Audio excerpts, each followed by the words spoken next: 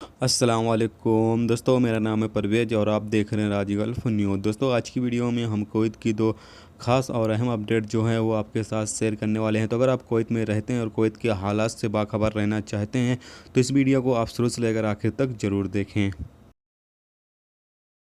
दोस्तों, आज की पहली खबर ये है कि जैसा कि मैंने आप सभी के साथ 2-3 दिन पहले एक वीडियो शेयर की थी, यानी एक न्यूज़ शेयर की थी, जिसमें मैंने आप सभी को ये बताया था कि जो कुवैत एयरपोर्ट है वहाँ पर अब जो है 8 कुवैती दिनार फ़ीस अदा करनी होगी जो भी बंदा वहाँ से सफ़र करता है। तो दोस्तों, लेकिन अभी फ़िलहाल आपको पता चले कि ये जो फ़ीस है ये 1 अप्रैल से लागू होने वाली थी, लेकिन अभी इस पर राय मशवरा चल रहा है कि ये लगेगी या नहीं लगेगी। अभी इसको जो है लेकर कन्फर्म नहीं हुआ है कि ये लगने ही वाली है, क्योंकि हवाबाजी के जो डायरेक्टर हैं उन्होंने सिफारिश की है कि इसको रोक दिया जाए, इसको नहीं लगाया जाए।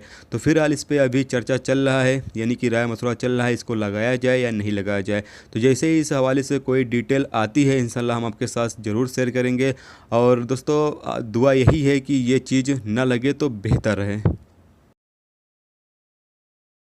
दोस्तों, अगली खबर ये है कि कुवैत पुलिस ने शराब का कारोबार करने में शामिल 3 इंडियन शहरी को गिरफ्तार किया है, जिसमें 2 मर्द एक खातून शामिल हैं। ये हुबली के एक खुले मैदान में मिनी बस के पास बूटलेगर्स में से एक को खड़ा देखा गया था। जब पुलिस तहकीकात के लिए पहुंची तो अहलकार ने एक और मर्द और एक खातून को मिनी बस में देखा। पुलिस ने 3 बैग को शराब से भरा और बिक्री के लिए तैयार पाया।